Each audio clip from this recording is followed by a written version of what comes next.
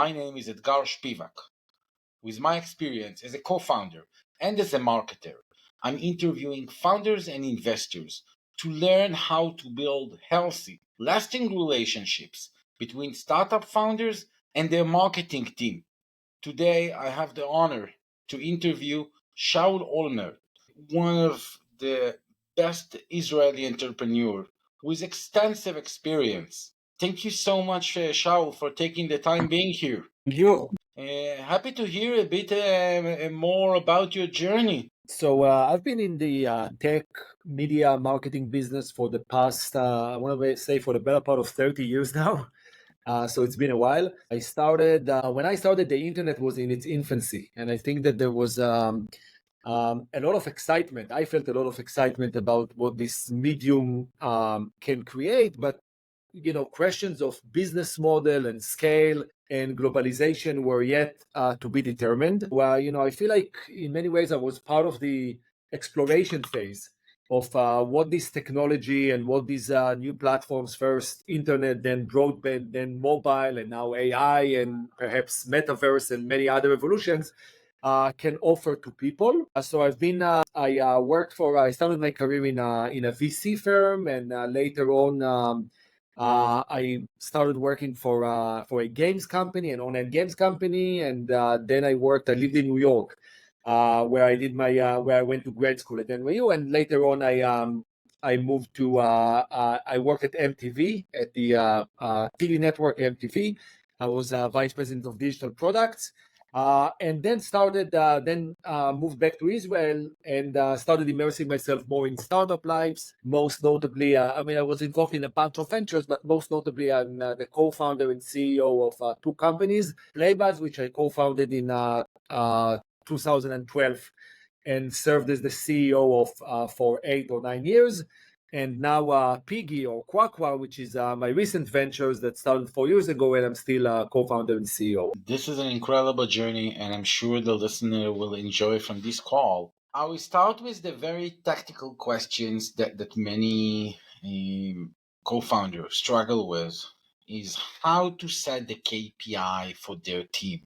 So obviously, as you said, it's a tough question. So I hope you won't be too disappointed that I don't have, a ready-made answer that will completely seal the deal for everyone. I think the biggest challenge in business, in startups, and perhaps even in life in general, is priorities. So same goes with KPIs. You really have to choose the one KPI that really tells the story of your business. And if your business is dependent upon a combination of too many KPIs, you probably don't have a business. You probably don't yet understand what's the right narrative and what are the determining factors in making your business a success. So the more, by the way, it's an ongoing challenge. It's like I want to say I've been around, I started a bunch of different companies, but with each and every new one, the same story repeats itself, right? It's like I'm still struggling to find the right KPI, spending a lot of time measuring a lot of different things that don't really lead anywhere. It's not something that you can come, at least in my experience, right out of the box with a ready-made answer. It's an exploration, it's a journey. And I feel like with for instance, at Playbuzz, my previous company, figured that the time was when social media became a thing and people started sharing information on social media and people started discovering content through social media, which never happened before. So the main KPI for us, I guess the KPI was share rate, was how many people that view a certain content item that was created with Playbuzz are sharing it. And this is what we optimized for. We turned our content into the most viral content on the internet. We were ranked as the #1 most shared website on Facebook, which at the time was not only the leader, but the sole proprietor of social media in the world. And that was the one KPI that let us understand how well we're doing, how many people are sharing our content. But again, it's not always that, reaching this point in which you know what it is that you're measuring is a sign of maturity for the company, and it doesn't come easy. It usually takes a lot of exploration and failed attempts until you reach this point. And what are you doing in a younger venture like KwaKwa that you did an incredible pivot? Now product you're on a very early day for the new product. You come to your marketing team and you want to tell them we want to focus on this one. Now, in Yeah. Playbuzz, you had a very mature company. You already have hundreds of million users.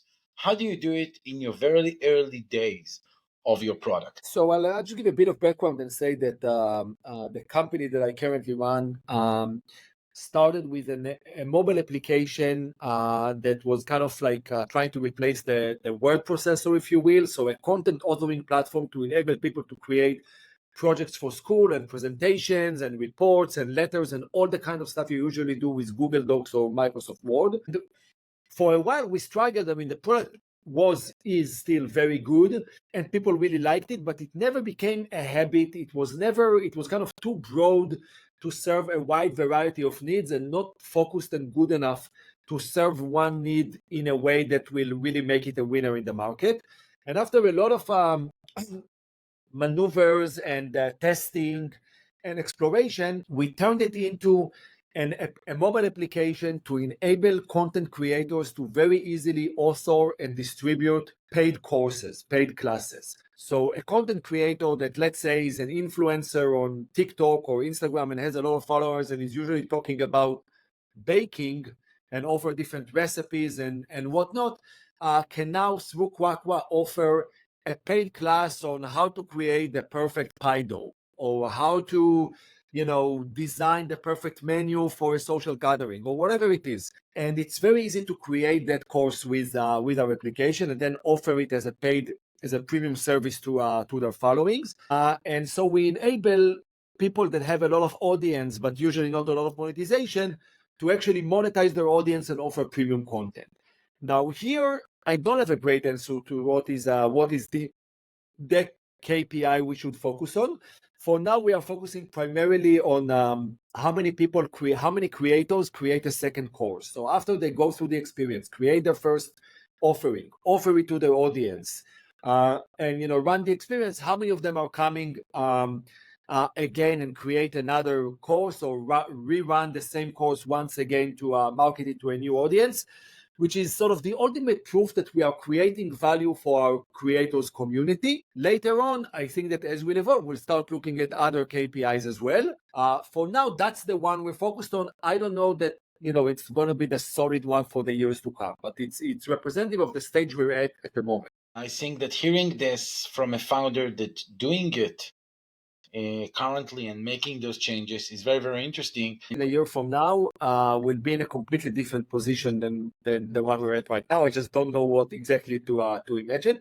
I will say that experience is a pretty interesting kind of double-edged sword, if you will. I mean, on one hand, I'm going through challenges and I feel like I've been through them before and I survived them. So I have the confidence and I'm not, overly excited when I'm confronting a new challenge because now I'm a second-time entrepreneur and I've already been through that.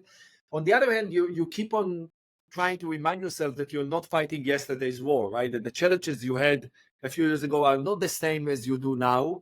And it's a different world and a different market and a different product and a different environment altogether. So the challenge is really how to learn from your experience but also not to be bounded by it and not to limit yourself to your past experience, but really take a fresh look at reality and kind of figure out what's the right solution for the challenge you're currently facing and not try to apply the solution that you did 10 years ago and expect that it will work like magic on a completely different situation. Perfect. When most of the founders have their very long-term go-to-market, they have their vision, and that they communicate to themselves, they communicate it to their investors, and then they have to take it down into the very daily activities to their team. Give me leads, give me second timers, give me share rate. How do you communicate internally this gap between this is the big picture that I want, that I Yeah. sell to the investors, into this, um, now go focus on people sharing if you're in Playbuzz. Now Yeah. go focus on second timer. I think that when you startup is kind of a journey in which you mark a certain destination as a target, as a goal, but you don't really know what it is. It's usually something pretty broad, like I want to dominate the world of short mobile courses. I don't even know what it means exactly, but it's like it's a general ambition. and then you're hitting on the journey and you see where it takes you. And throughout time, you're becoming more accustomed with the actual market, and you understand the building blocks better, and you're creating them. And then you develop a more refined sense of being able to define exactly what you're doing and what's the next step and what you're aiming, etc. But I feel like it's an exploration as we go. So I feel like the team and I, first of all, we're a very small team. We're like 8 people, and we work really closely together. And it's not really directive. It's not like my direction and they're executing. It's more like, it's actually the opposite. It's, they're trying different things, and then we're looking at the results together. And I'm trying to provide context. And I guess, to answer your question, I'm trying to say, okay, we are seeing that, for instance, creators really appreciate the fact that it's so easy to create with our tools. Now let's make sure that we are helping them to create something that's going to be robust enough to the expectation of the consumer. So, make sure that the creators don't confuse the ease of creation with the depths of the creativity required. Let's help them create something that offers a lot of value to their audience, and not, be tempted to say, oh, it's so easy, let's just spend 5 minutes, create something really quick and offer it. So this is an example of where we are developing this sense of like me trying to look at the data, look at the performance result, and tie it back to the goal, to understand, what is it that we're trying to achieve? What is it that I think is going to make us successful in the long run? And, I'll give you another really quick example. Let's say that someone is using our platform, since it's a UGC platform and it's open for everyone, to create questionable materials like, I don't know, porn or racism, or, dealing with, we could have a policy that says this type of content is correct and this type of incorrect. But in order to apply to even form this policy, I have to really think. I have to think, what are the boundaries of freedom of speech? And how do we make sure that the freedom of speech of one person doesn't create a conflict for somebody else, because it's triggering some unpleasant memory or thought or whatever it is. And what is my role? Do I really need to be the policeman, the arbiter, or do I really need, am I like Google that just says, hey, if you're looking for porn materials, I'll tell you where you can find them. I mean, I'm not endorsing this content, but you look for it, so I'm just trying to help you. Or do I take a more restrictive approach like social media that says, hey, this kind of content cannot be shared on our platform, it's beyond the boundaries of freedom of speech. So I think it's like, as you go, you're asking yourself, what's my Uber goal? What's my overall, what am I trying? What are the key factors that are going to make me successful? And then you stick to them, and then you tie it back to the day and say, you know what, in this case, we're going to apply this policy because I think that this will serve us better in the long term. And I guess that's the art of management, right? It's like doing things, seeing the results, and then trying to figure out how do they fit into a larger puzzle, which is not always very concrete. You don't always have the full picture in front of you, but you're trying to make an educated guess about how it all fits together and apply policies accordingly. Do you have any marketing activities for investors? I think we tend to think of marketing as marketing to customers. And that's obviously a big part of our marketing activity, but we also have many other layers of marketing. We are marketing to our investors.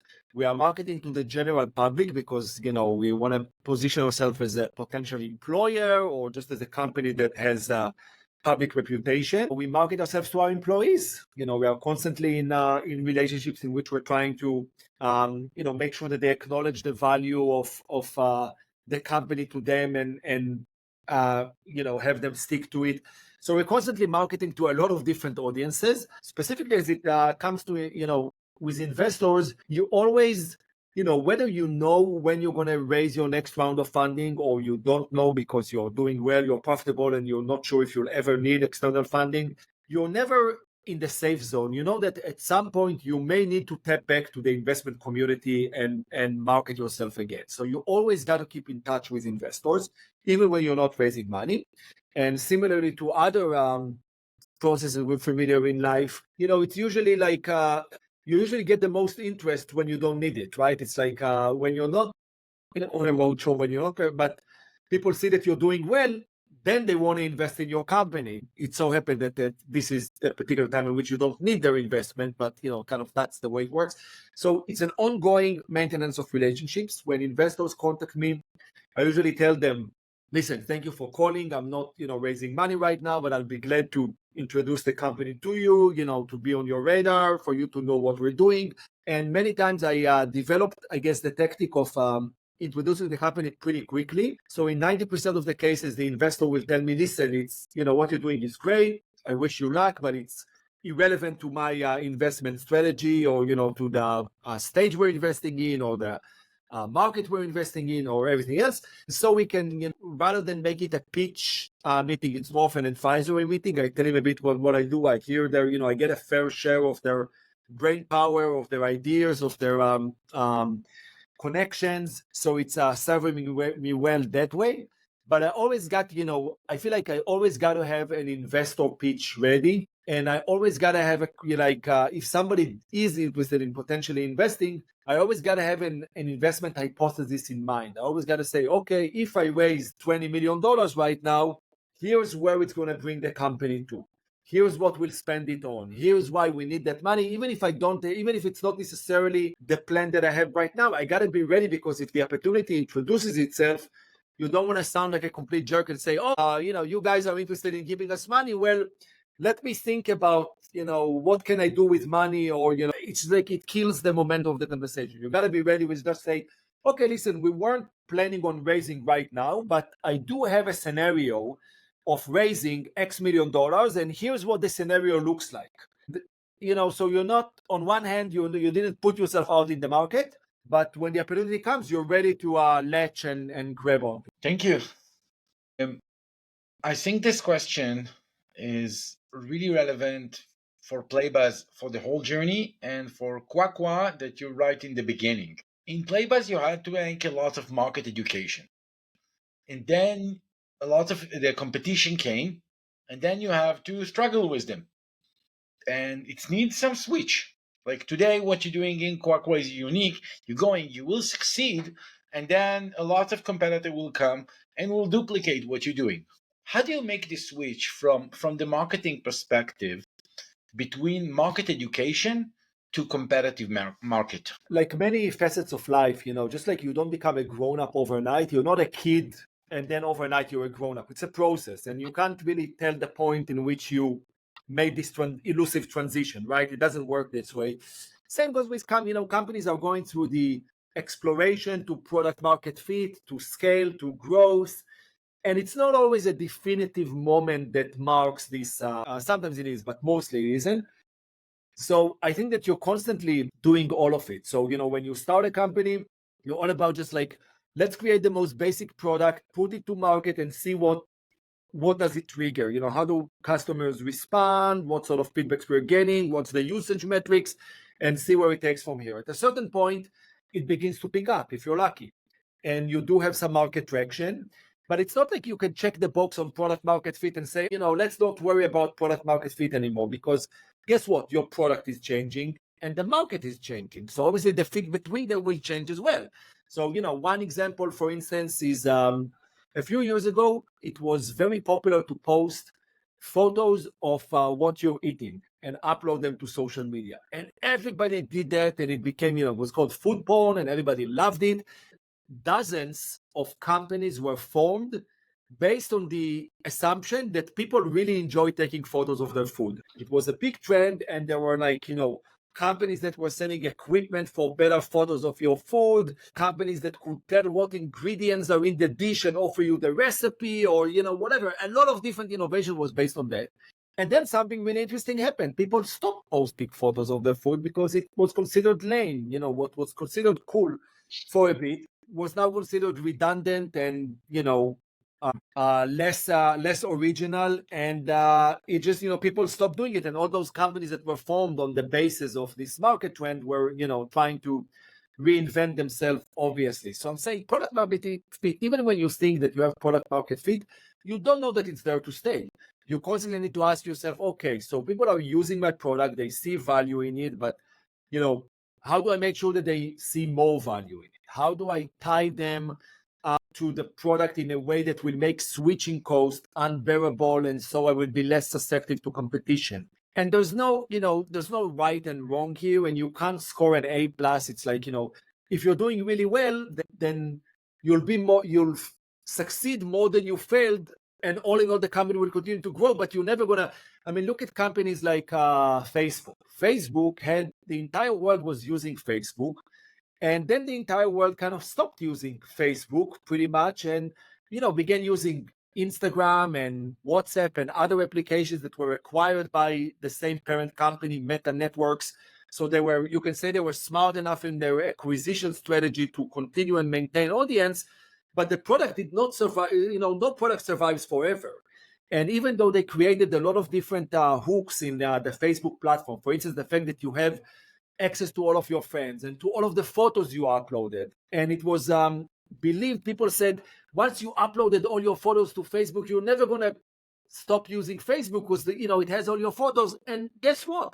Many people stopped using Facebook regardless of the fact that they had all their photos there. And so I'm saying you're never fully protected. You don't always have a product market fit, but it's something that you constantly need to maintain and reinvent. What's one mistake founders commonly make when they're working with their marketing team? I define marketing as the art of reducing a complex reality into digestible portions. Now, this definition will probably not be adopted by the dictionary, and everyone has their own definition. That's fine. Not only definition, it's like if I meet you in a conference of marketing people, and let's say that we are 100 people over there, there are probably 100 different professionals or 100 different professionals in the room. Each one is doing some, one is more into PR and one is more into performance marketing, and one is doing paid affiliates and the other is doing, more of like sentiment analysis, and, who knows? And there are many different trades. I would say that the one mistake I see is thinking about marketing in a very technical way, thinking that it's a skill. It's like, oh, okay, let's have someone who knows how to buy media and put them in the room and then we'll buy media. Or, let's have someone who knows how to talk to the press so we can roll out some communications and get some earned media through PR. It doesn't really, I think marketing in its roots is about the storytelling. It's about understanding what the company really does, what's the real value that it offers to consumers, how do the potential different target markets, as we said, consumers, business partners, aggregators, investors, the general public, how do they perceive what we do? How do we, take this chaotic, we have a product that can do so many different things, and it's competing with so many other different, on many levels, with so many other different, how do we crystallize, it goes back to my definition, how do we reduce a complex reality into digestible portions? We can't tell, we're not going to have the luxury of everyone listening for us for an hour talking on a podcast about our product and what it does.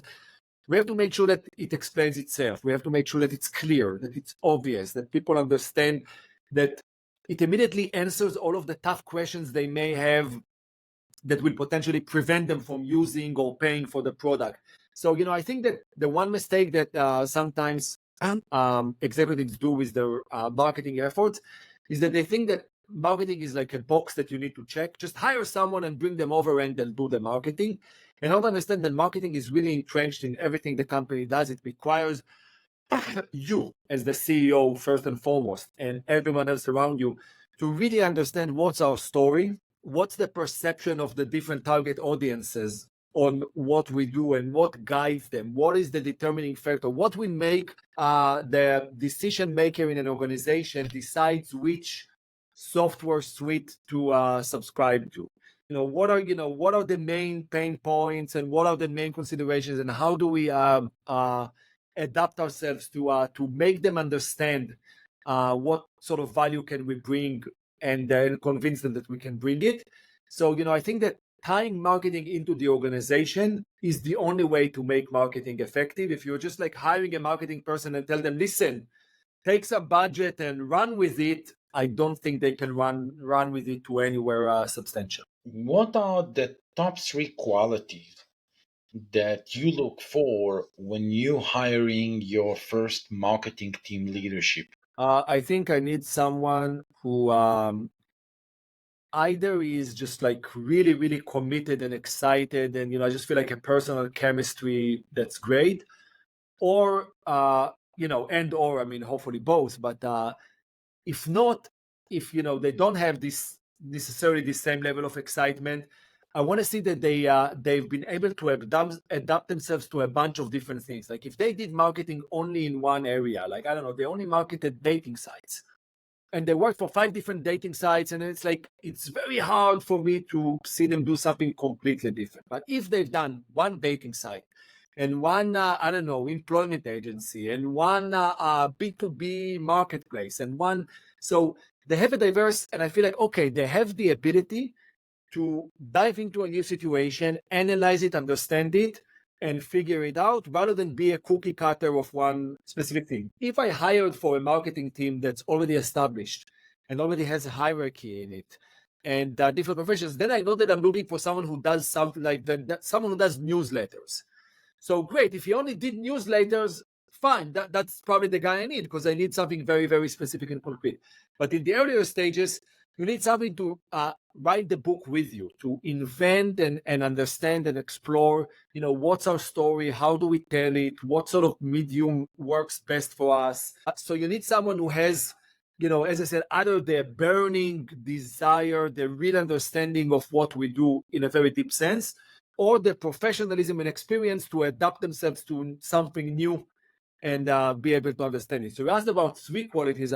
I focused on one. So other than that, I guess the others are really dependent on the specific situation. If I need someone who can work alone or work as part of a big team, if I need someone who can, I don't know, cater to a specific audience or juggle between different ones, a lot of different things. But in my, I guess in all of my answers, it's I view marketing as an evolution of storytelling. I think that every organization needs to know what's their story, what is really their story. It's like what is it really that they create? I'll give you an interesting example. Mark Cuban, when he acquired the Dallas Mavericks, he said that his first challenge was to convince the executive team of the Dallas Mavericks that they are not in the basketball business. He said, we are not our business is not basketball. Our business is the what's on tonight business. So it's a whole different perception of like, he said our competitors are not just other basketball teams. Our competitors are anything that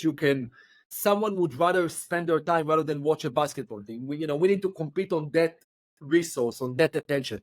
I think this perception of understanding, what is it in essence, we put the ball in the basket, but we're not a basketball company. We're an entertainment company. We are creating an outlet for people to spend their free time and enjoy themselves. You begin to understand what your story really is. I think it goes back to understanding that nothing lasts forever, and that even when you feel like you've arrived, it only means that you are temporarily there. You still need to continue and fight for its continuation and longevity.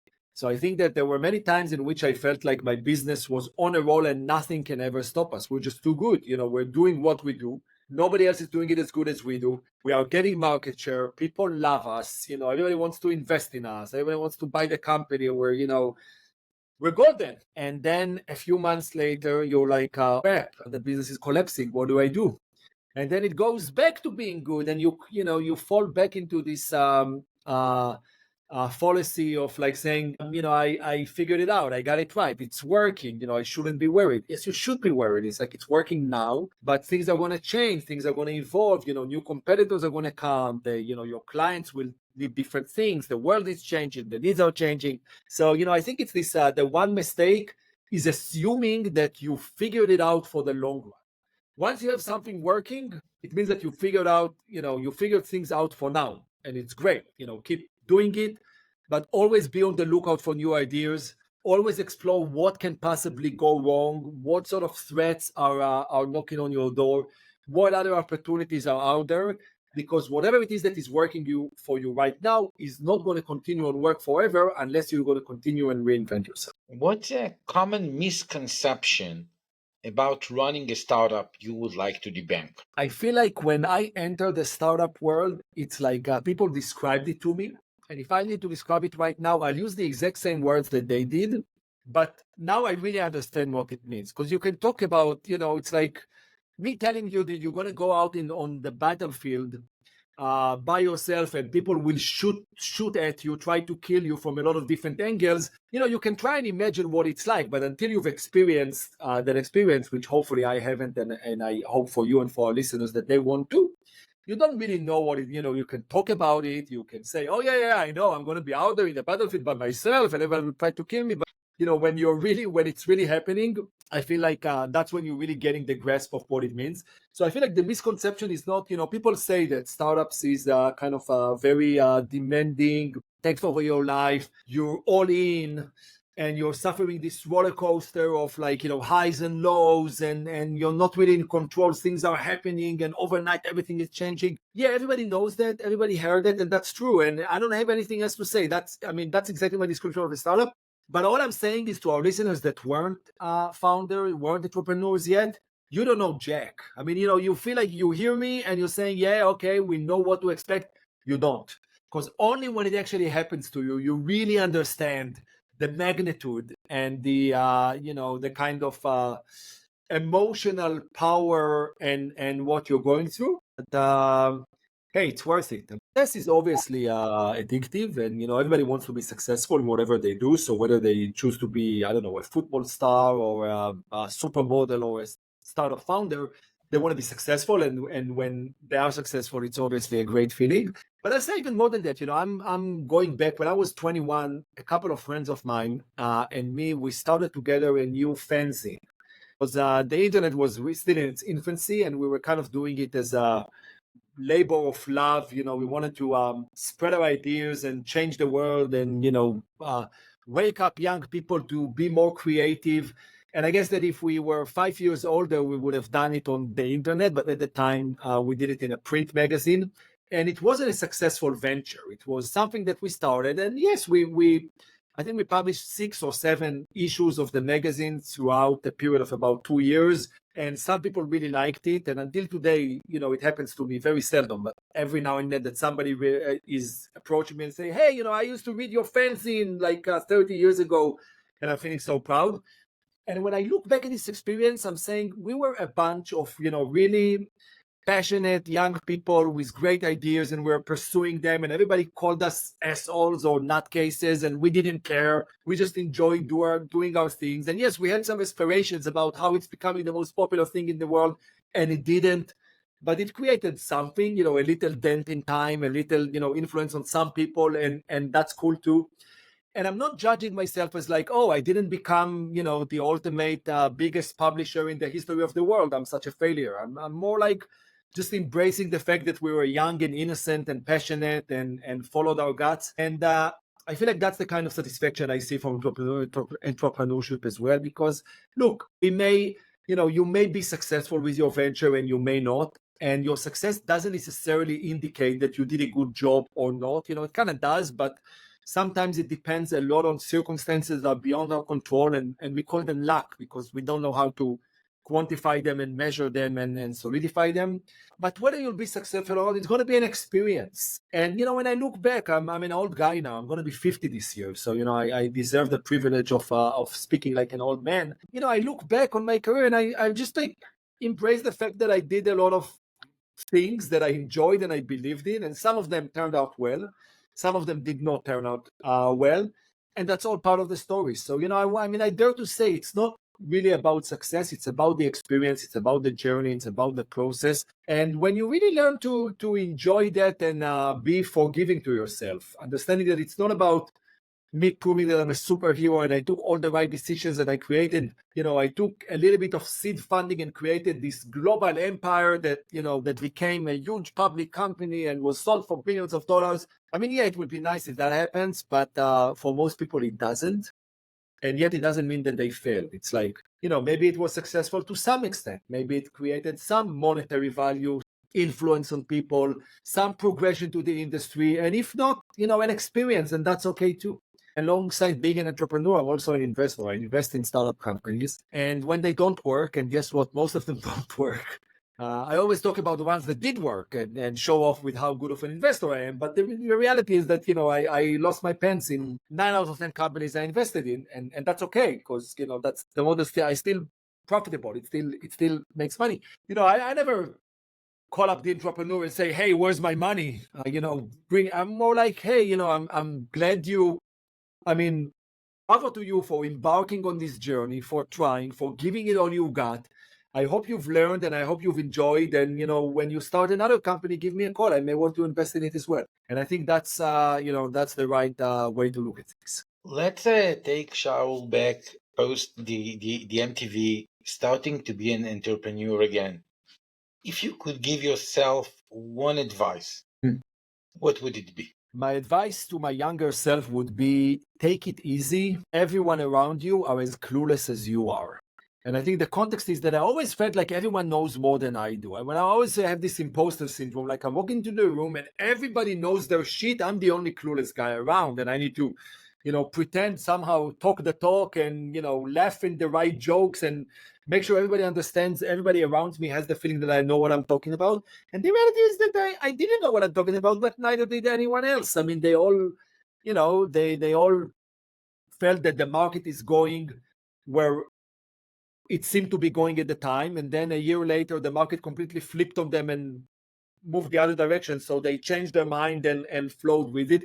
Then nobody has a crystal ball. And yeah, some people are sharper and smarter and more, able to predict the future. Sure, there will always be people, there's always going to be someone smarter than you in the room. But I feel like I was really I really suffered the anxiety of making sure that I'm on par with everyone else, and didn't appreciate the fact that everyone in the room had the same anxiety as I did, the same imposter syndrome, the same fear. And I wish I could just take it easier, just like enjoy it more and not feel like I'm under the gun of, surveillance and everybody's looking at me and, seeing me naked or, whatever that one's things too. So now I feel like an experienced entrepreneur, but I've also had a young career as a novelist. I actually authored and published a novel that I wrote, a fiction novel that is actually telling the story of a startup founder, and was obviously inspired and influenced a lot by my own experience. But it's not an autobiography. It's not a memoir. It has a lot of details that actually resemble my life, and many that are complete fictitious and completely made up. And when I'm going through this exercise, which I'm going through right now as well, of trying to shop my newly written novel to publishers and try to get a contract to publish it, and I get a few rejections and a few people are questioning and not everybody's sure. Sometimes I feel completely again like the way I felt 30 years ago when I started in this industry. I feel like I'm clueless and everybody else are better writers than me. And then I realized, hey, it's not about, if your goal is to write the next Pulitzer winner, then you're in trouble, because you're setting yourself up for such a big expectation that you may or may not be able to fulfill. But if your goal is to say, hey, this is what I write and this is what I like doing, and hopefully there's an audience for it, and hopefully it will be published and some people will like it, hopefully a lot of people will like it, but maybe some, and that's okay too, then it's no longer me out there trying to shop myself around and get recognition for my value or sense of self-worth. It's more like, hey, this is what I'm doing and I like it. I think my story is cool. Maybe, if you read it, maybe you like it too. I'm just trying to bring the expectation level. Same with startup. Say, hey, I started this new company and maybe it will be worth X. Maybe it will be worth 10X. Maybe it will be worth 100X. And statistically, most likely it will be worth 0 in a few years, because most startups do. And that's okay. I'm just trying to I'm giving it the best I got. I'm trying to get the best result, but I'm not heavily, carrying the burden of feeling like I have to make it the most successful company ever, or I'm a complete failure just because some other guy, I don't know, my best friend started a company and it's doing really well. So if I'm not doing as well as him, it means that he is better, or, whatever it is. So I'm really trying to isolate myself from all of these counterproductive thinking. And I'm not always successful in doing it. I have my moments, but generally speaking, I think that's the, if somebody listens to our podcast right now and the next time they have this feeling, they'll be reminded of it. And relieve themselves of some of the agony, I feel like we've justified our time here. Which question did I need to ask you, but I didn't? I think we did touch on the important things. We spoke not on the technical, how to segment new audiences and make sure that you maximize ROI, all sorts of marketing techniques, which is a lot of what I'm doing in my day to day. When I come to the office, I don't talk about aspirations and sense of self-worth. I talk about, where's the money and, how do we get more customers and everything. So I think we touched the important ones. I'll add another one. I'll ask myself a question and answer it, and ask the question of why what we do is important. And I want to offer the perspective that most of what we do is not important. It's going to be trashed, and in 50,000 years from now, nobody's going to care whether Shaul Olmert or Etgar Shpivak or anyone else, or Mark Zuckerberg, they created a career, they created a company, it made a lot of money, it had a lot of influence on the world, but all the people that used it died many generations ago, and nobody cares. And if you're lucky, your name might be remembered and they may name a street after you, or, a public library that was founded by the donations of the money that people inherited. Fine. But it doesn't really matter. So, what I'm saying is why it does matter? It does matter because it matters to you and it matters to some people around you. And I feel like if we're able to create, if I'm creating a product and it helps some people and they enjoy it, and it helps some people make money, which is important for them. And it brings other people, it's like we create courses and some people take these courses and feel like they learned something and it was a good use of their time. Hallelujah. I mean, I feel like we have arrived, we've accomplished something. And it may not, it may or may not be a unicorn and we may not be billionaires, but that's secondary. First of all, do something that has some meaning to you and to the people around you. And I feel like that's the goal, that's the accomplishment. And then if you're also able to make a lot of money from it, good for you. That's a nice bonus. And yeah, I mean, obviously it's easier to say that after you've made some money in life, but nonetheless, I feel like it's if you're always trying to think about how much money you're going to make, you're going to be pretty miserable and you're less likely to be successful. If you think about why what I'm doing is important to me and to other people, how can it bring value? It doesn't need to be a cure for cancer. It doesn't be something that's life-changing, but it brings value. People enjoyed consuming Playbuzz content for the past 12 years since the company started. And I feel really very proud of it. Am I as important to humanity as Albert Einstein? Probably not. But I did my little thing and it was okay. And I feel great about it. I feel that's what people should aim for. And if they do, on the way, they might as well get some monetary value from it as well. Make this the goal. Feel that what you're doing is important to you or to someone else. Everything else will follow. Shaul, I want to say thank you so much. I think this is going to be a very valuable conversation for a lot of founders.